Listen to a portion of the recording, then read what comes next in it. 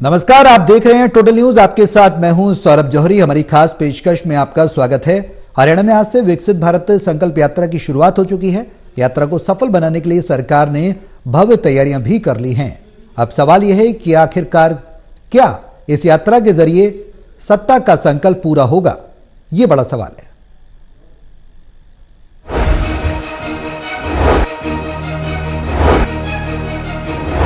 यात्रा के जरिए क्या सत्ता का रास्ता खुलेगा कि हरियाणा सरकार एक बार फिर से हैट्रिक करने में कामयाब होगी? इसी पर हम चर्चा करेंगे। हमारे सहयोगी हमारे साथ मौजूद हैं, उनका तारुफ आपसे करा दूं। Associate editor doctor Mahesh Kumar Hisar से हमारे साथ है, देवेंद्र कथुरिया पानीपत से एसोसिएट एडिटर हैं और वरिष्ठ पत्रकार वीरेंद्र सोनी जी हैं। आप सभी के साथ हम चर्चा को आगे बढ़ाएंगे, लेकिन उससे पहले एक रिपोर्ट आपको दिखाते हैं। इस रिपोर्ट समझिए आखिर माजरा क्या है, उसके बाद करेंगे चर्चा की शुरुआत। ढोल तो जीत या किसी खुशी पर बजते हैं। पानीपत में बृहस्पतिवार को भी ऐसे ढोल बजे। दरअसल बृहस्पतिवार को पीएम की ओर से शुरू की गई विकसित भारत संकल्प यात्रा के शुभारंभ पर प्रदेश के गांव-गांव, शहर-शहर एलईडी फिटेड वाहन लोगों के बीच रवाना किए गए। ये संकल्प यात्रा 50 दिन तक प्रदेश में गतिमान रहेगी।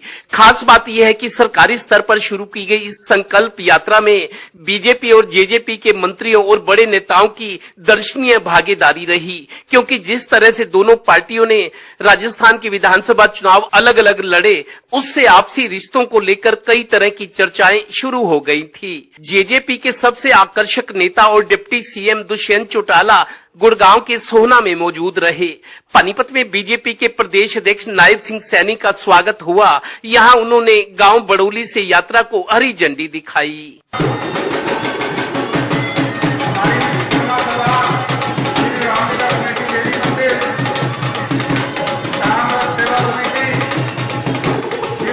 गौरतलब है कि प्रदेश के 88 नगर निकायों और 6222 गांव में ये संकल्प यात्रा लाखों वोटर्स को सियासी तौर पर सरकार के साथ जोड़ेगी। प्रदेश में कुल 7000 कार्यक्रम होंगे। गौरतलब है कि विकसित भारत संकल्प यात्रा की खास बात ये भी रही कि बीजेपी ने अपने कार्यक्रमों में पार्टी के सभी नेताओं को एकजुट और जुट जाने को कहा। जरा बीजेपी प्रदेश अध्यक्ष नायब सिंह सैनी की ये बात सुनिए। 95-96 दिन के बाद हम इलेक्शन के अंदर आ जाएंगे।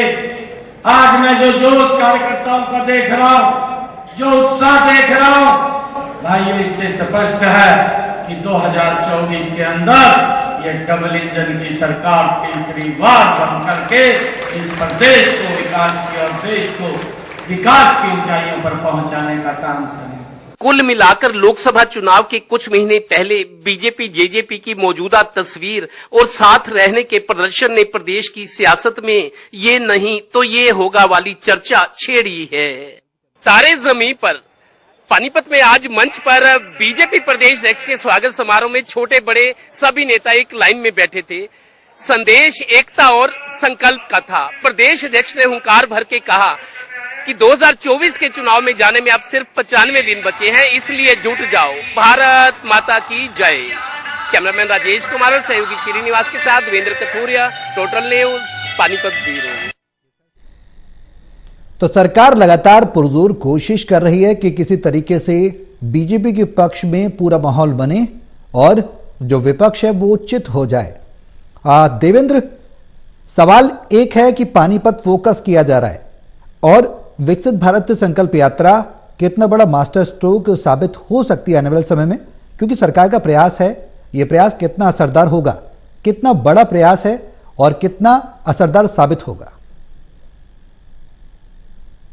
सौरभ, प्रदेश के अध्यक्ष जो है नायब सिंह सैनी आज पानीपत में आए थे। कई दिनों से उनके स्वागत की तैयारियां थी। उनका स्वागत तो हुआ ही, लेकिन लगे हाथ उन्होंने ये जो विकसित भारत संकल्प यात्रा आज से शुरू हुई है, प्रधानमंत्री ने शुरुआत की है। हरियाणा के सभी 22 जिलों में ये यात्रा का शुभारंभ हो चुका है। दरअसल ये जो टाइमिंग है बहुत इंपॉर्टेंट है। आज एक नई बात ये हुई, नायब सिंह सैनी ने अपने भाषण में कहा कि 2024 का जो मिशन है, हमें जिसको अचीव करना है, उसमें सिर्फ 95-96 दिन बचे हैं। आप जुट जाओ अपने अपने काम में। जिस तरीके का आज प्रेजेंटेशन था पार्टी का, अभी तक हम ये बात कर रहे थे, पानीपत की बात करें तो बीजेपी में कुछ अंदरूनी खींचतान है, नेताओं में गुट बने हुए हैं, जैसे कांग्रेस में है और शहरों में भी होंगे, पानीपत में भी है। लेकिन आज अपने प्रदेश अध्यक्ष का स्वागत करने के लिए जिस तरीके से सारा कुछ कार्यक्रम रखा गया, स्टेज पर छोटे से बड़े नेता, निगम पार्षद से लेकर राज्यसभा सांसद एक लाइन में बैठे थे। सभी छोटे नेता हो चाहे बड़े मंडल अध्यक्ष भी थे, एक लाइन में सबको बिठाया गया था। ये वो लोग थे, इनमें ज्यादातर जो फॉर्च्यूनर गाड़ी में सवार होते हैं, नीचे उतरने में शायद उनको लगता है कि हमारी हैसियत कम हो जाएगी, मतलब अच्छी बड़ी गाड़ियों में घूमते हैं, फॉर्च्यूनर जैसी गाड़ियों में दिल्ली चंडीगढ़ के चक्कर लगाते हैं, बड़े ओहदेदार माने जाते हैं। आज वो सारे एक लाइन में बैठे थे। तो इस मौके को एक तरह से पार्टी में एकता लाने के लिए, मतभेद बुलाने को, डिफरेंसेस को खत्म करने को, एक लक्ष्य को साधने की कोशिश की गई है। आज जो ये कार्यक्रम हुआ है पानीपत में, इसके अलावा जहां जहां भी कार्यक्रम हरियाणा में हुए भव्य तरीके से हुए हैं। और खास बात सौरभ ये रही कि अभी तक ये माना जा रहा था कि बीजेपी जेजेपी में शायद कुछ मन मुटाव है। राजस्थान में जिस तरीके से बयानबाजी हुई, उसके बाद राजस्थान के विधानसभा चुनाव आए, विधानसभा चुनाव दोनों पार्टियों ने अलग अलग लड़े। माना यह जा रहा था कि इन चुनावों के बाद जो रिजल्ट आएंगे 3 दिसंबर को, 3 दिसंबर भी आने में 2-3 दिन रह गए हैं, ये था कि जेजेपी बीजेपी का गठबंधन का क्या होगा, आगे के रास्ते क्या होंगे, तो संशय की स्थिति थी। आज एक इस कार्यक्रम के शुरू होने से जहां पार्टी के कार्यकर्ताओं नेताओं को इकट्ठा बिठाया गया, एकता का संदेश दिया गया, लक्ष्य साधने की नसीहत दी गई, और दूसरा जेजेपी बीजेपी के जो मतभेद, जो कई तरह की चर्चाएं थी, आज कोशिश की गई उनको दूर करने के लिए, क्योंकि सरकारी स्तर का प्रोग्राम था। चाहे वो मुख्यमंत्री रहे हो, प्रदेश अध्यक्ष हो और मंत्री थे, जहां जाते जेजेपी के भी नेता इस कार्यक्रम में शरीक हुए और जोश दिखाई दिया दोनों पार्टियों में। लगता यह है कि शायद अभी बात बन गई है। संकेत इस तरह के कि दोनों लोकसभा चुनाव तो कोई इकट्ठा पूरी ताकत से चुनाव लड़ेंगे और ये बयान देंगे कि हम इकट्ठा थे, इकट्ठे हैं और इकट्ठा रहेंगे। तो ये 2-3 मैसेज आज के कार्यक्रम से, एक बड़ा इवेंट था सीधा पब्लिक से कनेक्ट करने के लिए। हरियाणा में 28 नगर निकाय हैं, जिनमें 11 नगर निगम है, नगर परिषद है, नगर पालिकाएं हैं और 6700 गांव हैं।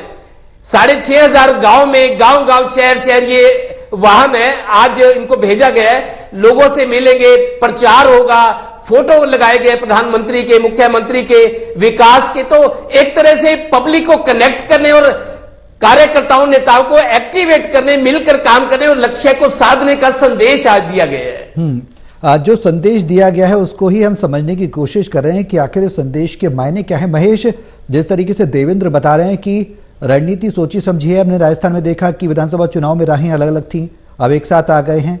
विकसित भारत संकल्प यात्रा के जरिए क्या एक साथ संकल्प लिया जा रहा है बीजेपी और जेजेपी द्वारा? क्या इसका फायदा ये दिखाने की कोशिश की जा रही है कि सब एक हैं? रणनीति क्या है जेजेपी को लेकर बीजेपी की?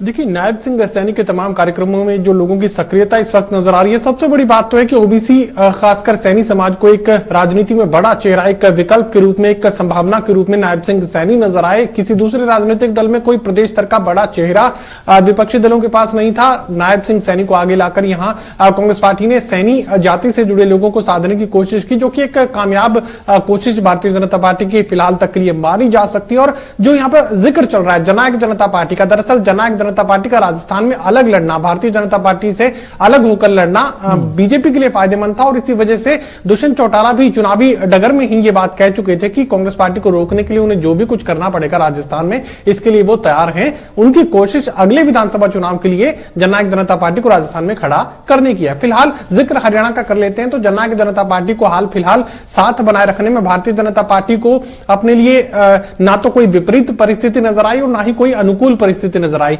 जननायक जनता पार्टी की जहां तक बात है कि भारतीय जनता पार्टी के साथ बने रहने से एक सुरक्षा का भाव दुष्यंत चौटाला के लिए बना रहेगा। उसके अलावा अगर इलेक्शन को जाट और गैर जाट पर ले जाने की जरूरत पड़ती है, बीजेपी के रणनीतिकार तय करते हैं कि इलेक्शन को जाट और गैर जाट पर लेकर जाना पड़ेगा अगर मनोहर लाल को या भारतीय जनता पार्टी को तीसरी बार हरियाणा प्रदेश में सरकार बनानी है। अगर यह तय कर लिया जाता है कि इलेक्शन जाट और गैर जाट में तब्दील करना ही है, उसके बाद दुष्यंत चौटाला को अलग करने की जरूरत भारतीय जनता पार्टी को पड़ सकती है। ये संभावनाएं लगातार पहले भी बनी हुई थी और अब भी बनी हुई है, भले ही इस तरह का शो जो है एकजुटता के साथ दिखाने की कोशिश की गई हो। फिलहाल भारतीय जनता पार्टी ने अपने अंदर की एकजुटता को दिखाने की यहां पर कोशिश की है और यह भी संकेत देने की कोशिश की है कि हाल फिलहाल तक तो जननायक जनता पार्टी उनके साथ बनी हुई है। अब बीजेपी के रणनीतिकारों को तय करना है कि दुष्यंत चौटाला को साथ बनाए रखने में भारतीय जनता पार्टी को फायदा है या जाट वोटर्स के अलग से वोट जो है जननायक जनता पार्टी अपने खाते में डाल ले और उसका सीधा फायदा भारतीय जनता पार्टी को मिले।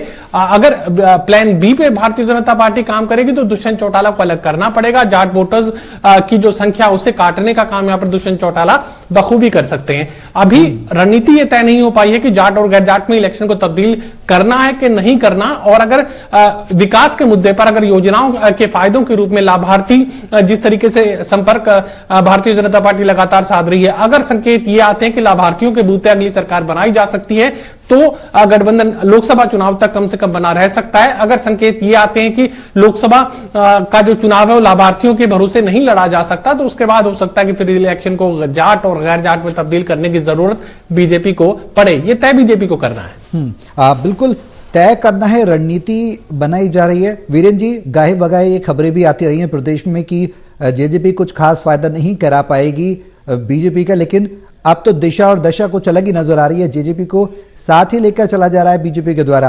क्या जो रणनीति बीजेपी बना रही है वो आने वाले लोकसभा विधानसभा चुनाव में काफी होगी? भारतीय जनता पार्टी अब राष्ट्रीय पटल पर देख रही है तो राष्ट्रीय पटल पर जननायक जनता पार्टी गठबंधन का घटक है, उससे अलग होना कितना लाभप्रद रहेगा और इसके दूसरे घटक दलों में क्या संदेश जाएगा, तो राष्ट्रीय छवि क्या बनेगी, तो भारतीय जनता पार्टी का केंद्रीय नेतृत्व यह फैसला करेगा। प्रदेश इकाई यह तय करने की स्थिति में नहीं है। हाँ, प्रदेश इकाई अपनी रिपोर्ट दे सकती है, अपनी भावना व्यक्त कर सकते हैं, लेकिन फैसला तो केंद्रीय नेतृत्व को करना है, क्योंकि ये गठबंधन भी जो हुआ था केंद्र के निर्देश पर भी हुआ था, उसमें प्रदेश इकाई की भूमिका जो है नाम मात्र की थी। तो ये मान के चलना जाएगा कि अब जो लोकसभा चुनाव होंगे अगर उसके अंदर जननायक जनता पार्टी मात्र एक सीट का ही दावा कर सकती है, क्या भारतीय जनता पार्टी लोकसभा की एक सीट उनको देने के लिए तैयार होगी? तो ये देखने वाली स्थिति है। और अब भारतीय जनता पार्टी के सांसदों ने भी ये कहना शुरू कर दिया है कि वो अब लोकसभा का चुनाव लड़ेंगे, विधानसभा का चुनाव नहीं लड़ेंगे। भिवानी महेंद्रगढ़ सीट से जो सांसद हैं धर्मवीर सिंह जी ने ये पहल की है, हालांकि वो पहले कह रहे थे कि वो लोकसभा चुनाव लड़ने में उनकी रुचि नहीं है, वो विधानसभा चुनाव लड़ना चाहते हैं। आज विकसित भारत संकल्प यात्रा के दौरान बोधकला गांव में उन्होंने ये घोषणा की है कि 2 बार वह पहले सांसद रह चुके हैं, इसलिए वो लोकसभा का चुनाव लड़ेंगे, राष्ट्रीय राजनीति में सक्रिय रहना चाहते हैं, प्रदेश की राजनीति में लौटने के वो इच्छुक नहीं है। इसका माध्यम ये क्योंकि उससे एक विपरीत प्रभाव जा रहा था, क्योंकि भारतीय जनता पार्टी के सांसद चुनाव क्यों नहीं लड़ना चाहते, रमेश कौशिक जी का जिक्र होता था, दूसरे सांसदों का भी जिक्र होता था, तो इससे एक स्पष्ट संदेश जाता है कि भारतीय जनता पार्टी के सांसद जो है लोकसभा का चुनाव लड़ने में सक्षम है और उनकी वहां पर रुचि है। देखिए, उम्मीदवार का फैसला तो बाद में होगा, लेकिन पहले ही कहना शुरू कर दिया था कि हम लोकसभा चुनाव नहीं लड़ना चाहते, तो इसलिए गलत संदेश जा रहा था। और दूसरी बात, जो जननायक जनता पार्टी के खिलाफ भारतीय जनता पार्टी के उम्मीदवार चुनाव में पराजित हो रहे थे, तो पार्टी ने उनको पर्याप्त शक्ति दी है, चाहे कृष्ण बेदी थे शाहबाद से, चाहे टोहाना से अपने प्रदेश अध्यक्ष सुभाष बुराला रहे, उनको भी आज जो है पार्टी ने किसान कल्याण प्राधिकरण का चेयरमैन बना दिया, सार्वजनिक उपक्रम ब्यूरो के वो पहले से चेयरमैन है। तो हाँ, एक बात है, जो नारनौल से जो है कैप्टन अभिमन्यु हारे थे, वो उनको अभी कोई इतनी पावर जो या इतना जो उनको पद मिलना चाहिए जिसके वो हकदार है, भारतीय जनता पार्टी के राष्ट्रीय सचिव भी रही है, उनको उतना मान सम्मान जो सरकार के स्तर पर मिलना चाहिए था नहीं मिला। हालांकि संगठन की दृष्टि से वो बहुत महत्वपूर्ण है। और वहां रामकुमार गौतम जो विधायक चुने गए थे जननायक जनता पार्टी से, उनको भी उनकी पार्टी ने कोई सम्मान नहीं दिया। कुल मिला के ये देखा जाए कि भारतीय जनता पार्टी और जननायक जनता पार्टी का जो गठबंधन है वो आने वाले समय में तय होगा।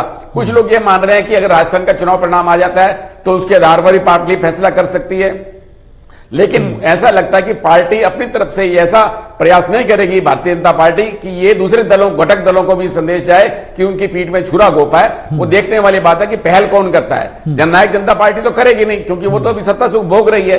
ये कब स्थिति पैदा होगी, जब टिकटों का वितरण होगा या राजस्थान का जो चुनाव परिणाम आता है उसमें जननायक जनता पार्टी की क्या भूमिका रहती है, कितनी सीटें जीत पाती है, क्या वो भारतीय जनता पार्टी के लिए उसको समर्थन देती है, तो ये सब बातें आने वाले समय में तय होंगी। लेकिन ये देखना है कि पहल कौन करेगा। बिल्कुल, अब आगे की रणनीति किस तरीके की होगी, क्योंकि संकल्प विजय संकल्प यात्रा नाम दिया है और उसके बाद विकसित भारत संकल्प यात्रा की जो शुरुआत हुई है वो कहीं ना कहीं विजय की तरफ क्या लेकर जाएगी, ये सवाल बरकरार है। अब महेश, कई ऐसे फैसले हैं जो हरियाणा सरकार के पक्ष में नहीं आए। हाईकोर्ट की अगर हम बात करें तो निजी क्षेत्र में आरक्षण की बात करें और सरकारी स्कूलों में बिजली शौचालय पाने की सुविधा की बात करें तो कहीं ना कहीं हरियाणा सरकार को, बीजेपी सरकार को यूं कहीं फटकार लगाती रही है हाईकोर्ट और उसमें सुधार की बात भी कहती रही है। क्या जमीनी स्तर पर जो हम बात करते रहे थे, हर बार चर्चा में सवाल ये उठाते रहे हैं कि जमीनी स्तर पर वो योजनाएं धरातल तक नहीं पहुंच पाती हैं और हाईकोर्ट ने भी उस पर फटकार लगाई। ये कहा गया कि विपक्ष को कहीं ना कहीं एक मुद्दा मिल गया है। क्या उन कमियों को, ये जो यात्राएं हैं, लोगों से जोड़ने का एक अभियान चलाया गया है सरकार के द्वारा कि ज्यादा से ज्यादा जो सरकार की और केंद्र की और राज्य सरकार की जो योजनाएं लोगों तक पहुंचाने का जो एक प्लान है वो सफल हो पाएगा और जो फटकारें और जो कमियां पहले पाई गई थी, क्या उनको वो जो गैप है उसको भर पाएगा?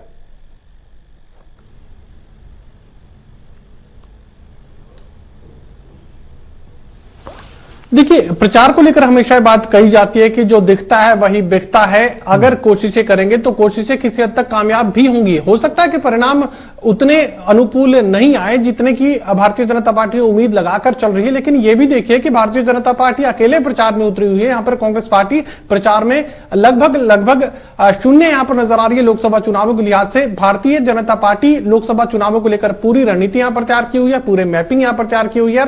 कांग्रेस पार्टी की स्थिति का अगर जिक्र करें तो यहां पर बहुत सारे लोकसभा क्षेत्र तो ऐसे होंगे जहां पर कांग्रेस पार्टी के पास एक अच्छे उम्मीदवार की जो कमी है वो उन्हें खलती हुई नजर आएगी। अभी तक ये तय नहीं हो पाया है कि कौन से चेहरों को लोकसभा के चुनाव में कांग्रेस पार्टी सामने खड़ा करने जा रही है। दौड़ने वाला घोड़ा कौन होगा, कौन कड़ी चुनौती दे सकता है। और प्रचार की तो आप बात ही छोड़ दीजिए, भारतीय जनता पार्टी अकेले लोकसभा चुनाव में यहां पर एक रणनीति के साथ प्रचार करती हुई नजर आ रही है। कांग्रेस पार्टी ने ना तो अभी तक लोकसभा चुनावों को लेकर कोई बयान दिया है, ना ही कोई बातचीत हुई है, ना ही इसी संदर्भ में किसी भी तरह का प्रचार अभी तक शुरू किया गया। हालांकि कुमारी शैलजा ये बात कह चुकी है कि 3 दिसंबर के बाद सभी 10 लोकसभा क्षेत्रों में प्रचार रैली वो लेकर निकलेंगी। रैली का नाम वो बाद में तय करेंगे, लेकिन लोकसभा चुनाव की तैयारी कुमारी शैलजा यहां पर जरूर एक शुरुआत करती हुई नजर आ रही है। इसके अलावा लोकसभा चुनावों को लेकर कांग्रेस पार्टी की कोई तैयारी फिलहाल तक देखने को नहीं मिल रही। और लगातार हम अपने दर्शकों के बीच जिक्र करते रहे कि जो कांग्रेस पार्टी के पास इस वक्त संभावनाएं बनी हुई है वो कांग्रेस पार्टी की अपनी कोशिशों की वजह से नहीं है, वो अपने प्रचार की वजह से नहीं है। दरअसल भारतीय जनता पार्टी के अपने फेलियर जो हैं वो यहां पर कांग्रेस पार्टी के सीधे सीधे फायदे के लिए नजर आ रहे थे। और यही वजह की कांग्रेस पार्टी के तमाम जो बड़े लीडर्स थे वो इस बात को लेकर आश्वस्त थे कि लोगों की नाराजगी भारतीय जनता पार्टी को लेकर एंटी इनकम्बेंसी जो बिल्ट हुई है कांग्रेस पार्टी के लिए सीधे रूप से फायदेमंद साबित होगी। यहां पर अन्य जो विकल्प है वो हरियाणा प्रदेश में बेहद मध्यम होते हुए, बेहद बुझते हुए नजर आ रहे थे, जिसकी वजह से कांग्रेस पार्टी को यह लग रहा था कि बीजेपी से अगर लोग राज छीनने का काम करेंगे तो सीधे कांग्रेस पार्टी को उसका फायदा मिलने वाला है। लेकिन लोकसभा चुनावों के लिहाज से कांग्रेस पार्टी की कोई तैयारी फिलहाल तक देखने को नहीं मिल रही और ना ही कोई प्रचार इसको लेकर अभी तक शुरू किया गया है। बिल्कुल, प्रचार नहीं हुआ है और कोई तैयारी भी नहीं है। ऐसे में यह मान लिया जाए कि क्या कांग्रेस पूरी तरह से बैकफुट पर है, लोकसभा चुनाव को लेकर वो तैयारी नहीं कर रही है? देवेंद्र, कांग्रेस का जो टक्कर मानी जाती है, कहीं कंटेस्ट जैसे बोलते हैं, 2 पार्टियों के बीच में, 3 पार्टियों के बीच में जबरदस्त चुनावी मुकाबला देखने को मिलता है। इसमें कांग्रेस, जिस तरीके से महेश भी जिक्र कर रहे हैं, कांग्रेस कहीं भी से कहीं भी रेस में नहीं नजर आ रही है। कांग्रेस की जहां तक बात है, अभी 3 दिन पहले कुमारी शैलजा, चूंकि छत्तीसगढ़ की प्रभारी थी, वहां चुनाव हो चुके हैं, हरियाणा में वापस आई है। उनका बयान आया था कि 10 की 10 लोकसभा सीटों पर हम पैदल यात्राएं निकालेंगे, पैदल चलेंगे, लोगों से बात करेंगे, उनकी समस्याएं पूछेंगे, उनसे जुड़ाव होगा। दूसरा, कांग्रेस को लेकर बहुत अहम आपको सौरभ बात बताता हूं जी। कुमारी शैलजा बार बार क्यों कह रही है कि मैं विधानसभा चुनाव लड़ूंगी? दरअसल जो एसआर के जो ग्रुप है, कांग्रेस का एक ग्रुप है जो दूसरे भूपेंद्र हुड्डा ग्रुप को हावी होने से रोक रहा है। एसआर की ग्रुप की ये रणनीति है जिसके तहत शैलजा ये कह रही है कि मैं विधानसभा चुनाव लड़ूंगी। वो दरअसल ये हाईकमान को मैसेज देना चाह रही है कि अगर मैं लोकसभा चुनाव, पार्टी मेरे को लड़वाती है, तो भूपेंद्र सिंह हुड्डा भी लोकसभा का चुनाव लड़े। मतलब उनको मजबूर करना चाहते कि वो विधानसभा का जो लड़ेगा उसकी सीएम की दावेदारी उस गुट की या उस व्यक्तिगत नेता जो है उनकी मजबूत दावेदारी रहेगी सीएम को लेकर। यही वजह है कि रणनीति के तहत कुमारी शैलजा बार बार कह रही है कि मैं तो विधानसभा चुनाव लड़ना चाहती हूं। मतलब सीएम की दावेदारी को ये ग्रुप और शैलजा नहीं छोड़ना चाहती। वो ये मैसेज देना चाह रही है कि अगर मेरे को आप लोकसभा लड़वाते हो तो भूपेंद्र सिंह हुड्डा को भी लोकसभा लड़वाओ, ताकि उनकी सीएम की दावेदारी मजबूत ना हो, कमजोर पड़े। एक बात ये। दूसरा, उन्होंने पद यात्राओं की बात कह दी है कि 3 दिसंबर का इंतजार है उनको, उसके बाद पद यात्राएं निकलेंगी और बहुत सक्रिय नजर आएंगी। उधर रणदीप सुरजेवाला भी फ्री होकर आ गए हैं, वो भी आते ही चुनाव से फारिग होकर आए, अपने विधानसभा क्षेत्र कैथल में गए, लोगों से मिले, उनसे पूछा, सरकार को लेके फीडबैक लिया। तो एसआर के ग्रुप प्लस भूपेंद्र हुड्डा का जो एक बड़ा मैं वजनदार अभी मानता हूं कांग्रेस में है, इन दोनों में एक सीएमशिप को लेकर, चुनाव लड़ने को लेकर कांग्रेस की रणनीति क्या हो, अभियान कैसे छेड़ रहे, इनको लेकर पूरी मतलब सक्रियता बनी हुई है। तो हो सकता है देवेंद्र बीजेपी नेता से मेरी बात हो रही थी, उसका ये कहना था जो आज बीजेपी जेजेपी का जो आज एक फिर से नजर आया है कि इकट्ठे हैं, वो जो बातें की जा रही थी वो राजनीति में बातें चलती रहती है, दोनों मिलकर लड़ेंगे। और आज जिस तरीके से इस यात्रा को हरी झंडी दिखाई है जेजेपी के नेताओं ने भी और बीजेपी के एक नेता का यह कहना है कि लोकसभा चुनाव देवेंद्र बिल्कुल, और यही कोशिश की जा रही है कांग्रेस की तरफ से कि कहीं ना कहीं आज नायब सिंह सैनी पानीपत आए हुए थे, वो आज फिर कह के गए कि हमको पूरा जोर लगाना है, मिशन 2024 है, प्रधानमंत्री जी को नरेंद्र मोदी जी को तीसरी बार प्रधानमंत्री बनाना है और 10 की 10 सीटों पर हर कमल ठीक है। अब वो रणनीति कितनी कारगर साबित होगी देवेंद्र, ये बड़ी बात है, देखना है। जेजेपी के लिए कोई वो सीट नहीं छोड़ना चाहते, लेकिन बीजेपी से जुड़े सूत्र जरूर कह रहे हैं कि लोकसभा चुनाव तक कुछ नहीं होने वाला, दोनों दल जो है वो गठबंधन में रहेंगे। उसके बाद समीक्षा की जाएगी आगे क्या करना है। फिलहाल इंतजार 3 दिसंबर का और उसके बाद लोकसभा चुनाव का है। जेजेपी और बीजेपी के जैसे कैसे गठबंधन चलेगा, लोकसभा चुनाव मिलकर लड़ेंगे, बीजेपी सूत्र ये बता रहे हैं। लेकिन आगे की रणनीति क्या होगी वो देखने वाली बात होगी, दिलचस्प होगी। वीरेन जी, लास्ट कमेंट में आपसे चाहूंगा, समय बेहद कम है। संगठन और सरकार के बीच विश्वास बहाली का एक हमेशा से सवाल खड़ा होता रहा है कि कई बार असंतुष्टि देखी जाती रही है बीजेपी के अंदर खाने में ही। क्या जो यात्राएं चलाई जा रही है बीजेपी के द्वारा, इन यात्राओं के माध्यम से ये पूरा हो जाएगा, जो विश्वास बहाल है, विश्वास बहाली होगी?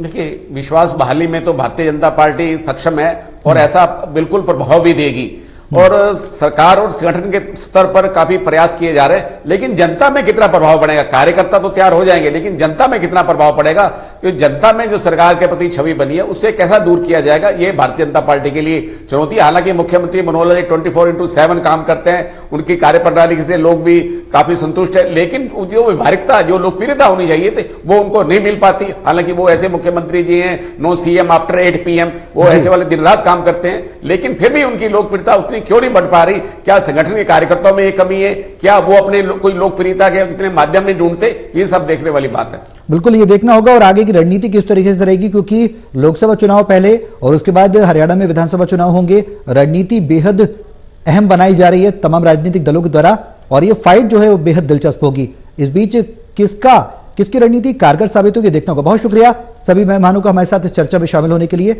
लगातार जो तैयारियां की जा रही हैं पार्टी की तरफ से की जा रही हैं, विकसित भारत संकल्प यात्रा की शुरुआत अब हरियाणा में हो चुकी है। संगठन से बूथ स्तर से जमीनी स्तर तक हर व्यक्ति को जोड़ने की कोशिश, पार्टी संगठन को आने वाले समय में कितना फायदा मिलेगा, जो योजनाएं सरकार की जन जन तक पहुंचाने की बात हरियाणा बीजेपी कर रही है, मनोहर सरकार के द्वारा की जा रही है, वो कितनी कारगर साबित होगी तो आने वाला समय बताएगा। इसका नफा नुकसान कितना होगा और विपक्ष को कितना नफा नुकसान होगा, ये देखना होगा।